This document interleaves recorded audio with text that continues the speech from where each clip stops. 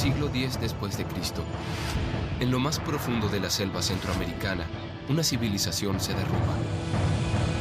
Los mayas abandonan sus imponentes ciudades y su esplendor se extingue bajo la densa vegetación. Los mayas llegaron a ser una de las culturas más sabias que habitó nuestro planeta.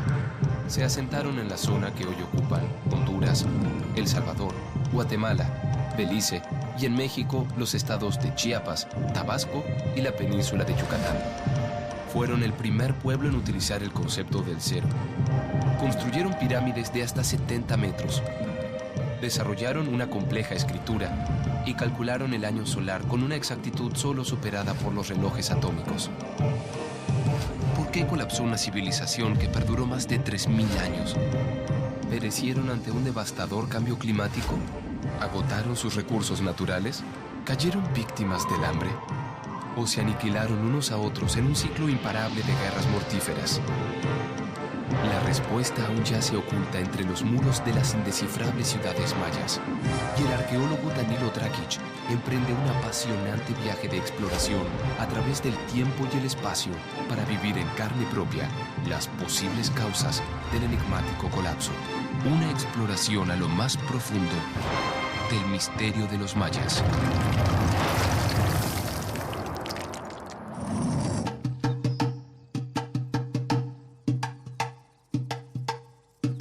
En la primera etapa de su exploración, Danilo conoció las majestuosas ciudades mayas, verdaderas obras maestras de ingeniería y reflejo de su cosmovisión.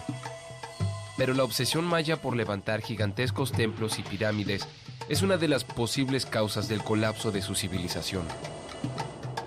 Los mayas llegaron a dominar muy bien todo este proceso de producción de la cal y también de los morteros. La sobreexplotación de estos recursos tal vez permitieron el abandono de estas grandes ciudades prehispánicas.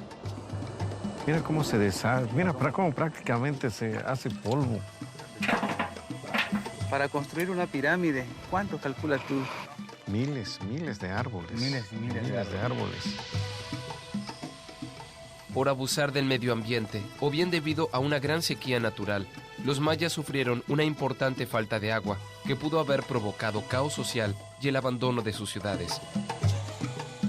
Es posible que los mayas hayan pensado que una sequía prolongada obedece a un enojo de los dioses. Esto debió haber traído innumerables conflictos, rebeliones incluso.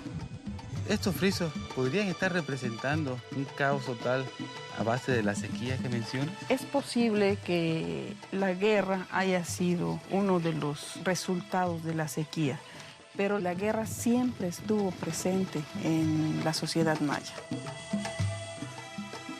Hallazgos como el de Cabá conducen a una nueva hipótesis para explicar el fin de la civilización maya.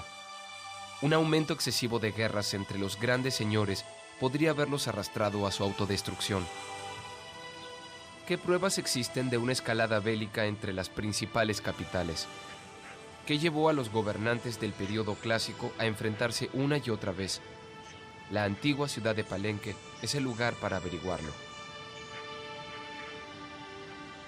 En la plaza central de Palenque se encuentra el arqueólogo Antonio Ferrer, máxima autoridad del sitio. Muchas gracias por recibirme en este sitio grandioso de la cultura maya. Ahorita, ¿dónde nos encontramos? Este era el conjunto principal. Estamos viendo el palacio, que era el control político administrativo de la ciudad. El auge de Palenque está fechado después del 600 y donde tiene Palenque un vasto dominio sobre cerca de 300 ciudades, entre ciudades periféricas, ciudades más pequeñas que estaban bajo el dominio de Palenque. Y hay un crecimiento de la ciudad muy importante que configura esta arquitectura que estamos viendo hoy aquí. Palenque es el mejor emblema de la edad de oro de la civilización maya, conocida como el período clásico. ¿Qué es lo que caracteriza el clásico maya? Bueno, la definición de los templos, la arquitectura con la crestería, la forma de las cornisas de los edificios, el uso de la escritura con cartuchos jeroglíficos, la astronomía, las matemáticas y llega a amalgamarse un sistema político consolidado que es el de los ajao, que es el de los señores de la ciudad. La ciudad era dominada por el ajao, era el jefe político, militar, religioso y era el ser supremo, o sea, en él estaban concentrados todos los poderes y toda la ciudad y las demás ciudades periféricas trabajaban para él. El poder absoluto de los ajau o grandes señores se refleja en la monumentalidad de sus edificios. El inmenso templo de las inscripciones de Palenque fue construido con el propósito de albergar los restos de uno de los gobernantes más legendarios de la historia maya, Pakal el Grande. Esto que estamos haciendo ahorita, Antonio, aquí, es como descender al inframundo dentro de la cosmovisión de los mayas. Sí, entonces estamos ahorita descendiendo al centro de la tierra. Este fue el camino que recorrió Pakal para llegar a su morada, que se encuentra en el centro del edificio que se conoce como Templo de las Inscripciones. Se siente aquí mucho más húmedo, ¿ah? Los escalones. Sí, ya nos estamos aproximando a la cámara funeraria.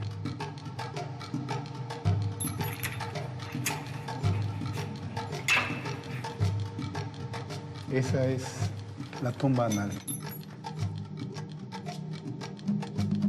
Lo de abajo es el sarcófago y la parte que ves suspendida es una lápida de piedra caliza. El bloque monolítico tiene una cavidad en donde se guardan los restos de Pakal. ¿Qué es lo que realmente lo hizo tan grande a Pakal para que pudieran construir todo esto? Pakal toma el poder en el año 615 y es el gobernante más prestigiado porque concibe la ciudad y lo que tenía era un dominio de una vasta región que es los actuales estados de Tabasco y Chiapas. No había en ese momento otra civilización que esté dominando un área tan extensa. ¿Qué son esos pequeños tapones que tiene parte del llamado sarcófago? Hay 4 tapones y en uno de ellos tiene 3 orificios. En ese orificio salió el alma de Pakal para recorrer todo lo que conocemos como el psicoducto. Sobre estas molduras que están en la escalera, el alma de Pakal viajó y se incrustó en el pie de su hijo Cambalán, porque Cambalán va a resurgir como Pakal. Pakal fue tan poderoso que pretendió vencer también a la muerte. El camino de escape que preparó para su alma asciende hasta la cima del Templo de las Inscripciones y se inserta en el pie de su heredero, Cambalam. Pakal lograba resurgir en el cuerpo de su hijo, el nuevo gran ajau de Palenque, y transferirle su grandeza. Subí aquí y se inserta la pierna de Cambalán que está sostenido aquí en los brazos por Pakal. Le está transfiriendo al hijo todo el legado que él hizo y también el poder que tuvo sobre los sitios que dominó. En el patio del Palacio de Palenque, Pakal ordenó levantar estelas victoriosas como trofeo por la captura de señores de ciudades vecinas. ¿Cuál era la intención de exhibir a todos estos gobernantes capturados? En un primer momento se debe haber debilitado el reino, entonces Pakal debe haber ordenado que fueran sometidos y traídos aquí. Estamos hablando del señor de Santa Elena, de Pomoná, Panjalé, y hay otro que ahora conocemos como Santo Tomás. La guerra era sagrada, o sea, no iban a un combate nada más para avasallar al contrario. El sentido de la captura es que la ciudad perdiera a su gobernante y se disgregaran los pobladores. En el 711 después de Cristo, el caos se apoderó de Palenque. El entonces ajau Canjoichitam fue secuestrado por los guerreros de Toniná, una ciudad rival experta en el arte de la guerra. Toniná es el lugar para conocer las estrategias y el armamento de combate de las guerras mayas. En el edificio número 5 de la ciudad, en el llamado Mural de las 5 Eras, sus artistas esculpieron escenas de gloria y muerte, testimonio de la importancia de la guerra y el sacrificio entre los mayas. ¿Toniná se caracteriza por ser un pueblo guerrero? ¿Era una ciudad guerrera? Bueno, tenemos indicios arqueológicos de que sí lo era realmente. Ese friso, por ejemplo, donde podemos ver una serie de cautivos y gente decapitada, lo que nos está mostrando precisamente la actividad bélica de la ciudad. Puedes tú apreciar a gente atada de pies y manos, gente decapitada. Puedes ver claramente este personaje que es el dios de la muerte, que tiene en su mano precisamente derecha la cabeza de un decapitado. Una buena parte de las ciudades mayas del periodo clásico tardío entran en un conflicto bélico. La guerra es permanente, déjame decirte. ¿Cuánta gente moría en estas guerras que tú mencionas? El número no es tan grande. El principal fin de las armas mesoamericanas es el de dejar incapacitado al enemigo para poderlo capturar. Es una guerra tratada, una guerra donde los dos grupos se ponen de acuerdo en una hora específica, en un día específico para poderse enfrentar. Aunque sí tenemos algunos indicios de que en un momento determinado la guerra, sobre todo para el clásico tardío, se volvió más una guerra más de asalto, por ejemplo, ¿no? De ataque directo hacia las ciudades. Hay posiblemente un cambio de tácticas militares, no siempre fueron las mismas, posiblemente, ¿no? Mira, precisamente estamos haciendo una serie de pruebas con armas ofensivas para ver qué tipo de daños infligían esas armas y ver si podían matar o podían causar una lesión que permitiese solamente el hecho de la inmovilización para poder ser capturado, por ejemplo, el enemigo y llevarlo hacia la ciudad vencedora. En la guerra, el principal objetivo de los señores mayas era la captura de los ajaos enemigos para consolidar su poderío divino. ¿Habrá sido la sed desmedida de poder de los gobernantes mayas lo que desató su trágico final?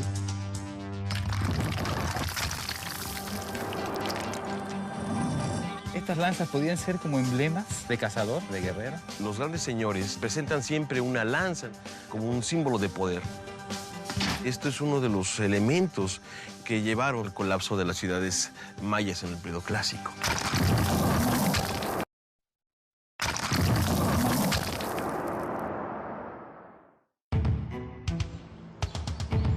Los mayas fueron un pueblo guerrero. Los ajaos o grandes señores chocaban en continuas guerras sagradas, cuyo principal objetivo era capturar y luego sacrificar ritualmente a los gobernantes vencidos para acrecentar su poderío divino. De todas las majestuosas ciudades del periodo clásico, Toniná se destacó como una potencia guerrera y es el lugar para conocer el arsenal maya y sus estrategias en el campo de batalla. Danilo, pues aquí tienes, son las armas del clásico. Y bueno, quiero presentarte primero, en este caso, a una masa con cabezal esferoidal. Esta es una arma utilizada sobre todo para hacer que el contrincante quedara obviamente deshabilitado y poderse capturar más fácilmente. ¿Te gustaría probar? ¿Cómo no? Estas son una serie de piezas óseas de un borrego. Entonces, la idea es que impactes en la parte central para ver cómo se desarticula en este caso. Voy a sacar la mochila para estar más cómodo. ¿Cómo no? Claro que sí. Y poder golpear. Bien, puedes ver cómo la pieza se ha desarticulado. Imagínate lo que puede producir en un hueso. Puede zafar de un tamaño del brazo. Ahora vamos a probar con un hacha de batalla. Tiene una hoja de obsidiana en este caso. Es un arma que corta, obviamente, por el peso.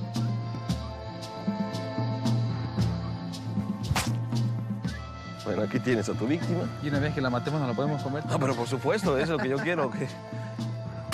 Bien, bien, bien. Realmente no necesitas mucha fuerza. ¿Sentiste cómo fue la fuerza? Y la fuerza del arma junto con el peso es lo que permite el corte, la inserción del arma directamente sobre el objetivo.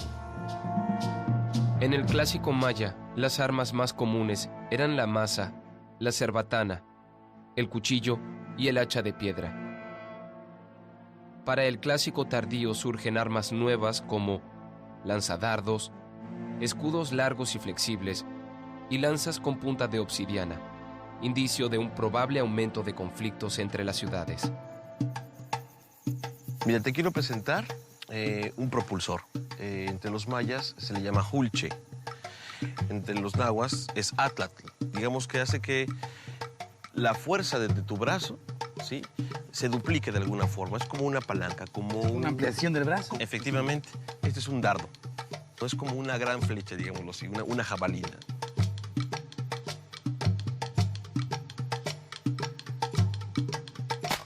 Perfecto, ¿ah? Puedes alcanzar como 30, 40 metros con esta. El tirador probablemente lanzaba un dardo, por ejemplo, hacia el enemigo, y este dardo tenía que matar al enemigo, como una cuestión de augurio. Bien. Bueno, salió volando el propulsor, pero es excelente, un excelente tiro. Me parece muy bien, gracias. Incluso puedo utilizar las dos armas para golpear a dos enemigos, ¿no? Ah, no, claro, por supuesto, sí.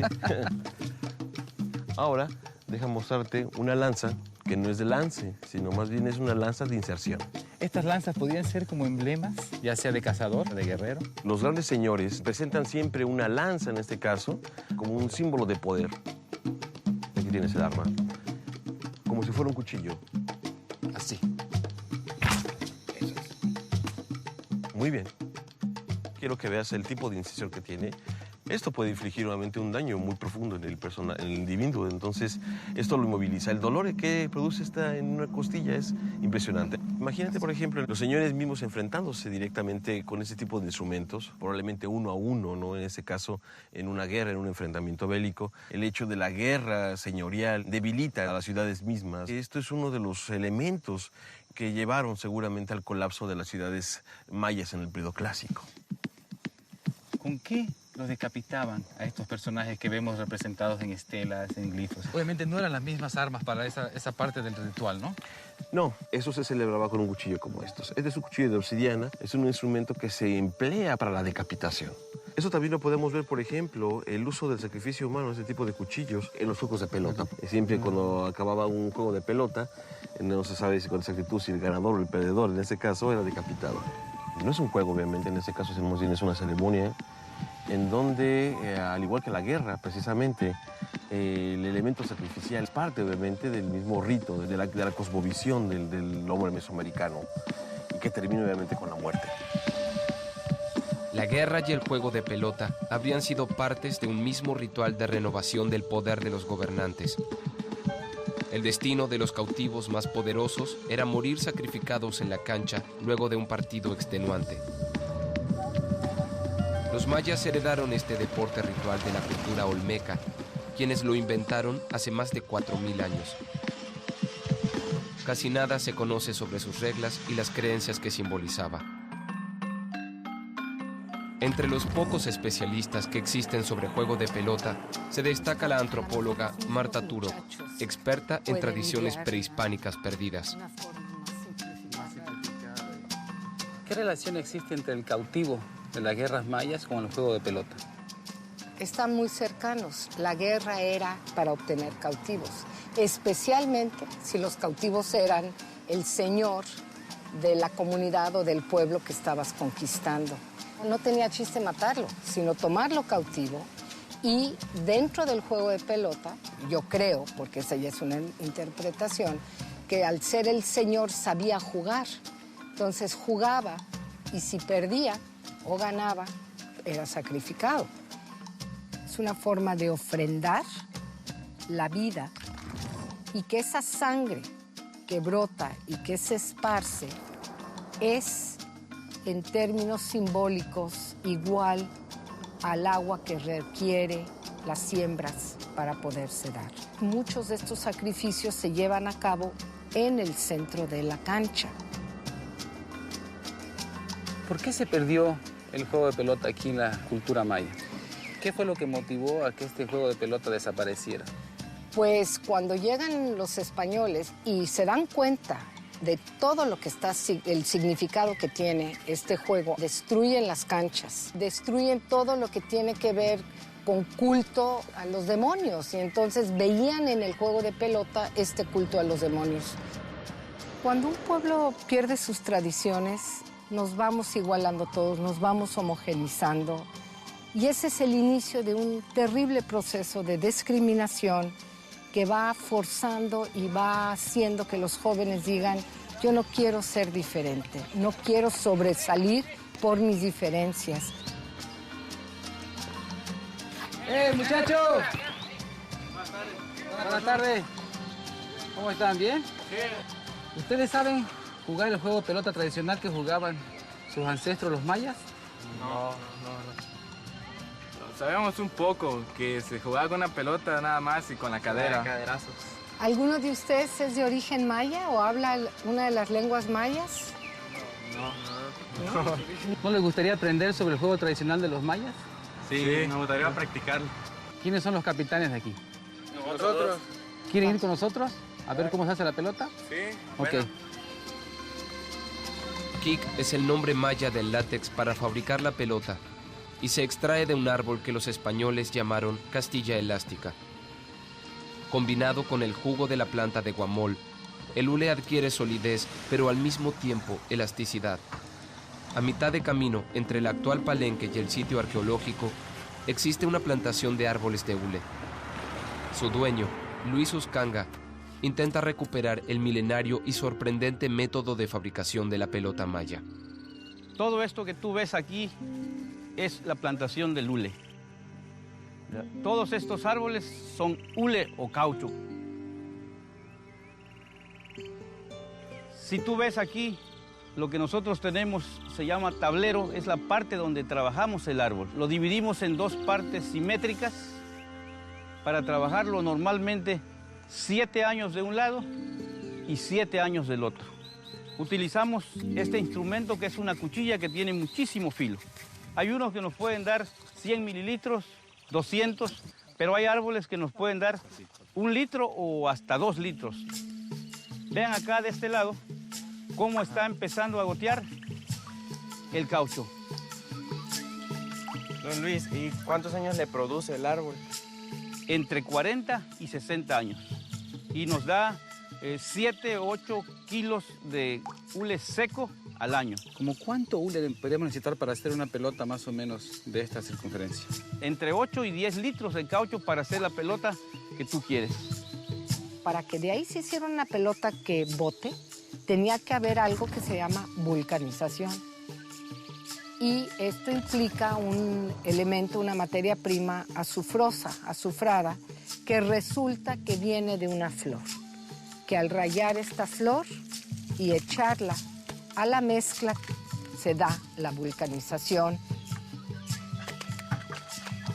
Lo que vamos a hacer es utilizar el químico este, que es la sustitución del jugo de la hipomea.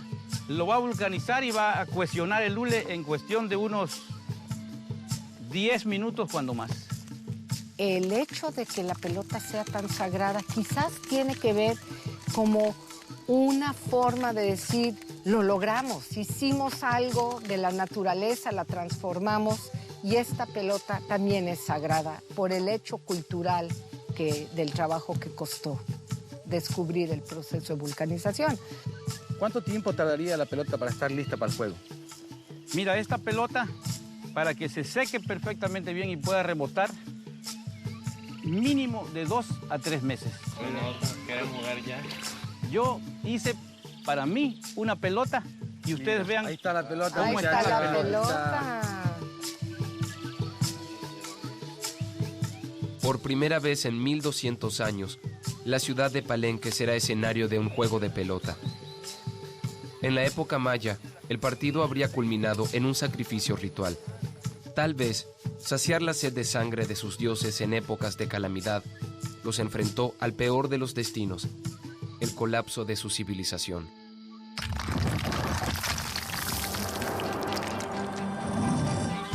Se están jugando muchas cosas, la vida, la muerte, el equilibrio cósmico. Y ahí es donde entra el sacrificio. Capitanes, prepárense, porque uno de los dos va a perder la cabeza hoy día. Juego pelota.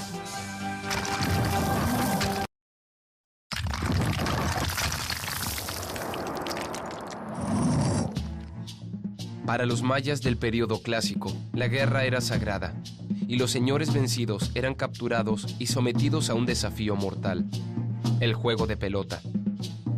Al finalizar, eran sacrificados ritualmente. Luego de 1200 años, la mítica ciudad de Palenque será escenario de un juego de pelota, y los poderosos ajaos del pasado volverán a la vida encarnados en jóvenes descendientes de la cultura maya. Bueno, Marta, ya estamos aquí en Palenque, ya tenemos todo, tenemos los jugadores, la pelota, estamos listos para iniciar.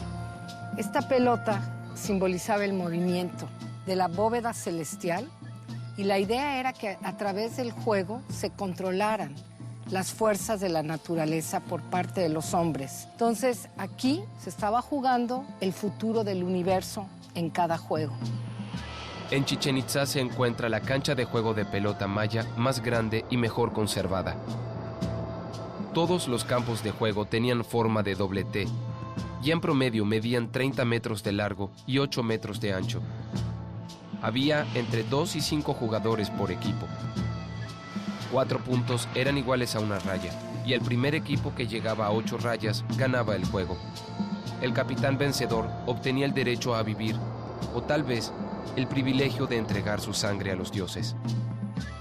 Vamos a simplificar las reglas originales y vamos a jugar a 2 rayas. Bueno, jóvenes, en sus posiciones. Si este juego fuera real, uno de ustedes sería sacrificado. ¿Listos? Juego pelota.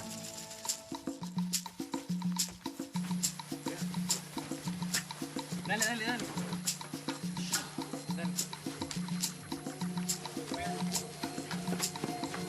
Pelota muerta. ¿Por qué paramos el juego aquí? Se hicieron bolas entre 3 y la pelota se quedó muerta. El objetivo del juego era mantener la pelota, símbolo del sol, en constante movimiento dentro de los límites del campo, y estaba prohibido tocarla con los pies, la cabeza y las manos. Quebrar cualquiera de las reglas significaba un punto para el equipo contrario. Pelota, juego. No era un juego a 90 minutos, como el fútbol. Para ganar una raya, tienen que pasar muchas horas. El último juego del que se tiene noticias a 8 rayas fue en 1930 y tardó más de una semana. Pelota muerta. 4-3. Marta, ahora que ellos han completado una raya, ¿qué pasa con los 3 puntos de ellos? ¿Se siguen utilizando? No, empezamos como en el tenis, un nuevo set. ¿Y el objetivo principal no es pasarlo por el aro entonces? No. Cuando en el siglo XVI llegan los españoles y ven el juego, los cronistas nos dicen, en el caso que la pelota pasara por el aro, la hazaña era recordada por mucho tiempo y ganaba automáticamente y casi era un héroe. Muy bien. ¿Listos, jóvenes? Juego, pelota. Se están jugando muchas cosas, la vida, la muerte, el equilibrio cósmico. Y ahí es donde entra el sacrificio. Es la sangre humana regada en la cancha la que va a permitir controlar estas fuerzas, que es la lluvia, para que la siembra sea exitosa. A ver, pelota muerta. Después de 2 horas de partido, los equipos están empatados y solo queda una pelota por jugar. Bueno, jóvenes, este es el último punto del partido, así que, capitanes, prepárense, porque uno de los dos va a perder la cabeza hoy día. Juego, pelota. No se amontonen.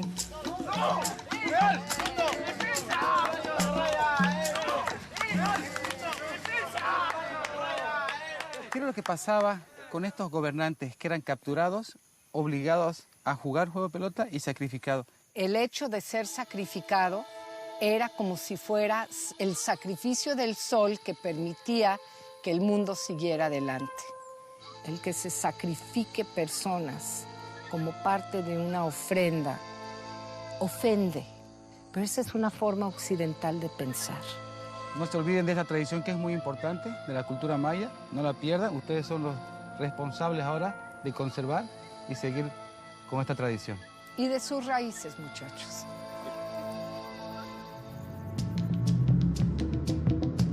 La guerra y el juego de pelota, rituales de muerte y renovación, alimentaban la grandeza de los Ajau.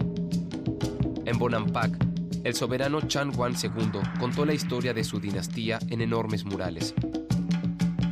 Esas pinturas son la mejor fuente que se conserva para comprender el origen divino de los Ajaus y la necesidad de sacrificios para mantener su poder sagrado. Muy buenas tardes. Muy buenas tardes. ¿Cómo está? Mi nombre es Danilo. Me han hablado mucho de los murales de Bonampak. Claro, si gusta yo les acompaño. Está por ahí. ¿Tengo permiso para entrar? Claro que sí. Elías Chamborín, que es un guía maya. En 1941, su abuelo descubrió la ubicación exacta del sitio de Bonampak. Entonces lo que hizo mi abuelo es caminar buscando por toda la selva, ¿sí? Había un árbol ceiba grande y de ahí quedaron durmiendo, y al levantarse en la mañana su cuñado de él le dijo: cuñado, ve cómo ahí está el venado. Entonces ellos esperaron que llegara el sol a las 8 y al entrar la luz no había ningún venado. Entonces dice mi abuelo: wow, esto no es venado, fue una visión que nos dio para encontrar los murales. Y cortan otras malezas y entran, había murales. Y dice: es nuestra tierra, donde nos decían nuestros abuelos, aquí es. Ese fue el camino que siguió su abuelo, el camino del venado. Claro, es el camino del venado. Los murales de Bonampak son conocidos como la Capilla Sixtina de América. Frente al templo que los alberga, espera el arqueólogo Emiliano Gállaga, director del área y responsable de la preservación de este tesoro maya. Sí, todo bien. Todo bien. ¿Cuál es la importancia del sacrificio de un gobernante en la cultura maya? Es bastante relevante. De alguna manera es la forma en que tú estás matando no solamente al personaje humano, sino adquiriendo su poder y su energía. Y como un ejemplo de eso lo podemos ver en las pinturas acá arriba de Bonampak. Los murales en sí podría leerse como un cómic, como una escena en que tenemos 3 viñetas en las cuales podemos ver distintos aspectos de la actividad que realizaban la nobleza maya.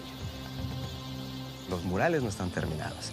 En algún momento determinado, después del 792, surge algo en Bonampak o en la región maya que hace que los pintores abandonen su trabajo y no se termine el mural. En el cuarto número 1, que es cuando comienza este gran relato, se cree que es la presentación del heredero de Chamuán II, el último gobernante que tenemos registro de Bonampak.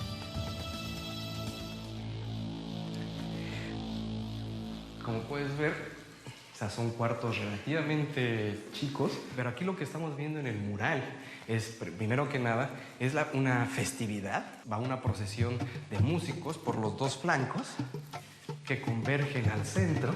En la parte superior es la presentación de varios nobles, y eso lo podemos saber, bueno, por su atuendo.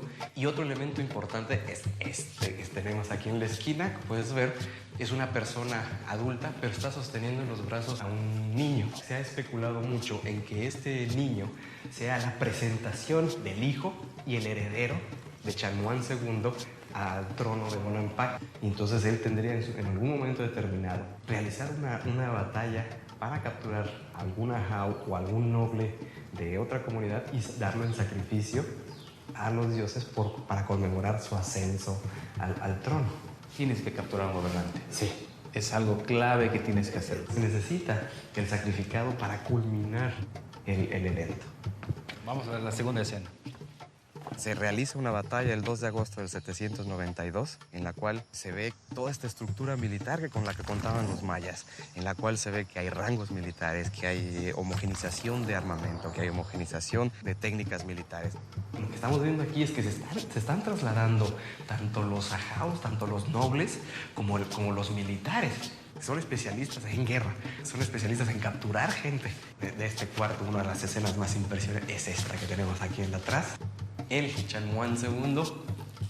Y si te fijas, no pone atención en qué es lo que pasa abajo de sus pies, que son todos los cautivos. Todos están en actitud sumisa, suplicante por su vida, sobre todo el personaje que tenemos aquí central. Cómo está suplicando a Chamuán, que ni siquiera lo toma en cuenta. Ya llegamos a lo que es el tercer cuarto y la culminación de la película. Bueno, que en realidad que no es la culminación porque no sabemos cómo termina. Está aquí. Hola. Te presento a mucho gusto. arqueólogo. ¿Cómo estás? Hola. Gracias a ellos, el trabajo que hacen los restauradores, tenemos preservado estos murales el día de hoy. Entonces a ellos les damos nuestro reconocimiento. Mucho gusto, compadre. Y aquí se ha interpretado en que es Chamuán II haciendo la presentación de su heredero al trono de Bonampak en su momento específico. Aquí vemos un personaje que está sosteniendo las manos de otro personaje. Y aquí tenemos a otro personaje que le está sosteniendo los pies. Aquí están sacrificando a una persona. O sea, los sacrificados se ha asociado que se pintaban de azul. El azul es un color muy difícil de lograr. Ese era uno como de los secretos mejor guardados de los mayas, que no sabíamos cómo se preparaba el azul, cómo sacar este color con los materiales locales en su momento y con la tecnología de su momento. La pintura azul de los murales de Bonampak es la misma que recubría los cuerpos de los cautivos a ser sacrificados. El pigmento encierra un secreto sorprendente que aún no ha sido develado por completo. Resiste la erosión natural, el ataque de ácidos corrosivos y las temperaturas elevadas. Dentro del equipo de restauradores de Bonampak trabaja el ingeniero químico Luis Torres Monte, uno de los pocos científicos capaces de reproducir la fórmula original de la pintura, síntesis química de la visión sagrada del sacrificio humano para los antiguos mayas.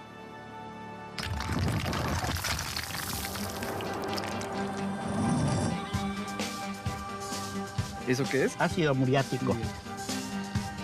El azul no se ataca. No ha pasado nada con el azul maya. ¿Por qué esta estela tiene esa fractura? También las estelas son sacrificadas.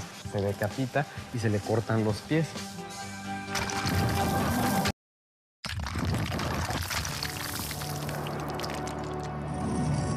El objetivo de la guerra para los mayas del periodo clásico era la captura de señores enemigos para ser sacrificados a los dioses. Antes de morir, eran pintados con un pigmento azul de propiedades asombrosas. En su fórmula química, los mayas encriptaron un mensaje simbólico sobre la función del sacrificio ritual como fuente de poder divino. Buenas tardes. Buenas tardes, Nelson. ¿Cómo está? Mucho gusto. Hola. ¿Qué virtudes tiene el azul maya? Es resistente a los ácidos, a las bases, a los oxidantes, a los reductores y es muy permanente contra el tiempo. De hecho, si ustedes ven las pinturas que tienen azul maya, no ha cambiado de tono en todo este tiempo.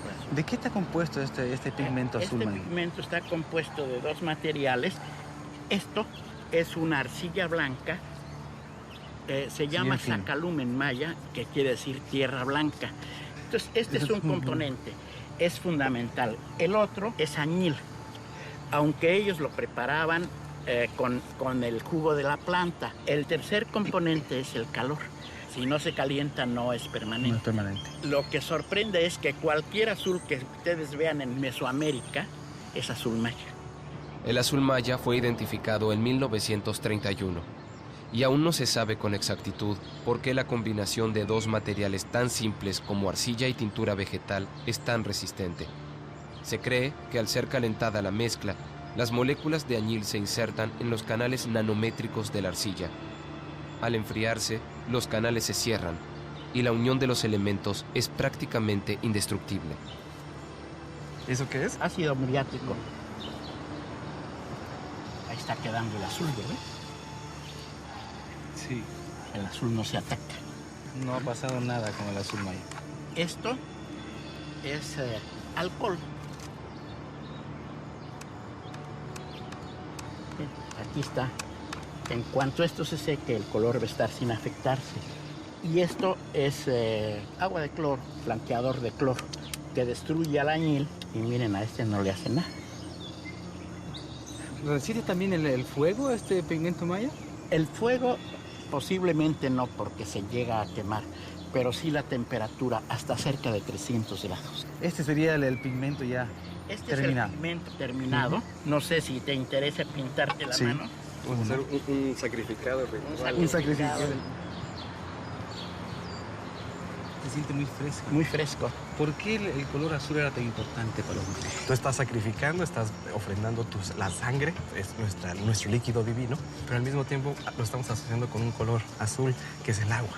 Y entonces estos sacrificados son los que van a ser los emisarios de nuestras peticiones hacia los dioses. La sed de sangre noble motivó las guerras del clásico maya, pero una vez obtenida la victoria, la muerte física del señor vencido no era suficiente. Esta es una estela de 5 metros El único personaje que tenemos es Chen Muan II, que es el último bajao de Bonampak. ¿Por qué esta estela tiene esa fractura? También las estelas y las esculturas son sacrificadas. Si es una imagen del gobernador completa, se decapita y se le cortan los pies para que la energía no fluya entre ellos. Ese es el concepto. Este afán de quitar estos personajes es también porque estás destruyendo los mensajes políticos de estas ciudades. Consideramos que en este momento sí hay un movimiento bélico bastante grande, entonces podemos ver colapsos de las estructuras políticas y abandono de grandes ciudades. Ya no levantan estelas, ya no levantan grandes templos. No es que hayan desaparecido, sino simplemente se dispersan. Con la conquista española, los relatos mayas también fueron destruidos sin piedad. Entre los pocos textos que sobrevivieron se encuentra el Rabinal Achí, un danza-drama basado en la guerra que enfrentó a quichés y a rabinales, pueblos mayas del sur de Guatemala que sobrevivieron al colapso del siglo X. La obra fue declarada Patrimonio Cultural de la Humanidad y en el actual poblado de Rabinal, los descendientes mayas aún la representan. Durante la dictadura militar que asoló a Guatemala entre 1960 y 1996, el ballet de Rabinal perdió a varios de sus integrantes como sacrificio para mantener viva su tradición. La violencia aquí en nuestro pueblo Rabinal fue muy dura. Mataron muchos hermanos, que la danza Rabinal Achí ya no se pudo presentar. Entonces ahora estamos tratando de mantener esto y que esto perdure. ¿Cómo llegó esta historia hasta ustedes? La existencia de esta danza desde ya mucho tiempo. Don Esteban Xolop me dejó el texto, aprendí a leer en el idioma Achí. Sí. Prácticamente fue una herencia de su suegro. Él me dejó a mí y yo le voy a dejar a mi hijo. Nos vamos ahorita a la fortaleza de la Hapopto. Sí. Allá vamos a danzar. ¿Allá están listos para danzar? Estamos listos ya. Los hechos narrados en el Rabinal Achí sucedieron en el siglo XII después de Cristo, época de la expansión imperial de los mayas quichés en el sur de Guatemala. 2 siglos después del colapso de las principales ciudades del clásico maya. Ahí se empiezan a ver los danzantes, ¿no? Sí, ya nos están esperando. Buenas tardes. Hola. ¿Cuál es tu personaje, Manuel? Es el Ahau Hopto, el papá de Rabinal Achí. Muy bien, mientras tú te cambias, yo voy a escoger un buen lugar para observarlo. Claro que sí. Bienvenido. Gracias.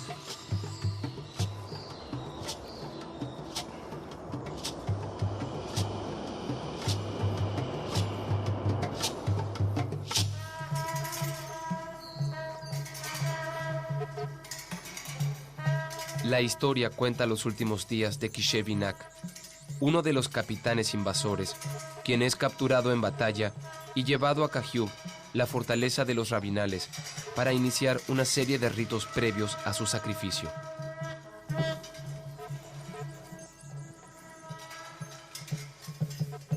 El Rabinal Achí es una fuente única para conocer en detalle la cosmovisión asociada al sacrificio ritual y una prueba del papel fundamental de la guerra en la sociedad maya.